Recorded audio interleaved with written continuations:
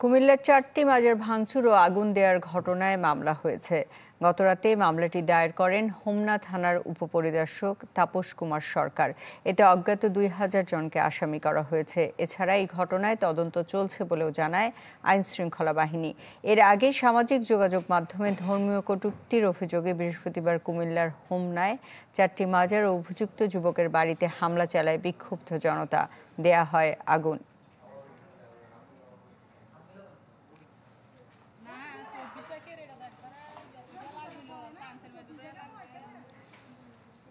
এ বিষয়ে আরো জানাতে কুমিল্লা থেকে আমাদের সাথে যুক্ত হচ্ছেন জাহিদুর রহমান।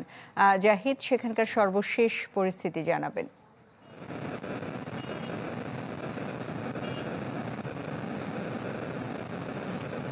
সুস্মিতা, গতকালকে 4টি মাজারে আগুন দেওয়ার পর থেকে এই এলাকায় কিন্তু এখন পর্যন্ত থমথমে অবস্থা বিরাজ করছে। বিশেষ করে এলাকাবাসীর মাঝে আতঙ্ক বিরাজ করছে।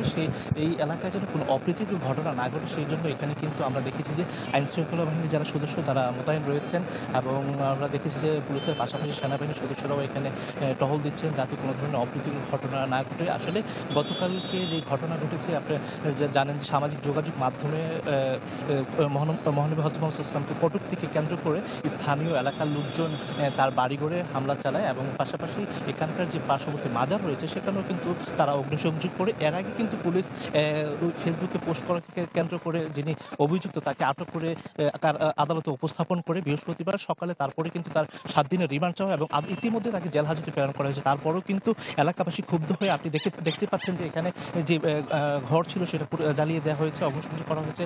পাশাপাশি এটা ছাড়াও এর বাইরে আরো 3টি মাজারও অগ্নিসংযোগ করা হয়েছে। তারপর থেকে গত রাতে পুলিশ বাদী হয়ে এই এলাকার যারা এই ঘটনার সাথে জড়িত অজ্ঞাতনামা ব্যক্তিদের আসামি করে 2200 জনকে আসামি করে তারা মামলাটি দায়ের করেছেন। তারপর থেকে কিন্তু এই এলাকায় অপ্রীতিকর ঘটনা এড়াতে অতিরিক্ত পুলিশও মোতায়েন রয়েছে। এখানে তারা সকাল থেকে কাজ করছেন, গতকালকে রাতেও কাজ করেন। আমরা পুলিশের সাথে কথা বলছিলাম, খুলনা থানা যিনি ওসি রফিকুল ইসলাম তিনি আমাদেরকে বলছেন যে আসলে এইখানে যেন পুনরায় কোনো অপ্রীতিকর ঘটনা না ঘটে সকাল থেকে আমরা এখানে কাজ করছি। গতকাল রাত্রেও পুলিশের টহল ছিল, আমরা পালাক্রমে কাজ করছি যাতে এই ঘটনাকে কেন্দ্র করে কোনো ধরনের অপ্রীতিকর এই এলাকায় ঘটনা না ঘটে। তবে এক্ষেত্রে আমরা এলাকার লোকজনের সাথে কথা বলছিলাম, তারা আসলে কোনোভাবেই এই ঘটনাটা মেনে নিতে পারছিলেন যে সামাজিক যোগাযোগ মাধ্যমে হযরত মুহাম্মদ সাল্লাল্লাহু আলাইহি ওয়াসাল্লামকে নিয়ে তারা একজন ব্যক্তি কটূক্তি করবে। তবে পুলিশের বক্তব্য এবং সচেতন নাগরিকের বক্তব্য, যেহেতু তার বিরুদ্ধে অভিযোগ হয়েছে এবং তাকে পুলিশ গ্রেফতার করে আইনের মাধ্যমে জেল হাজত প্রেরণ করেছে, আসলে সেখানে আইনি প্রক্রিয়ায় যেন বিচারটা হয় সেটা হচ্ছে সচেতন মানুষের চাওয়া। তবে এলাকার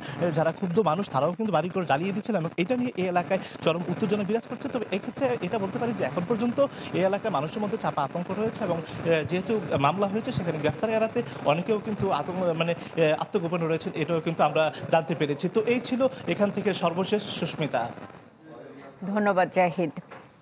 কুমিল্লায় মাজারে আগুন দেবার ঘটনার সর্বশেষ পরিস্থিতি জানাচ্ছিলেন জাহিদুর রহমান। এটা কি?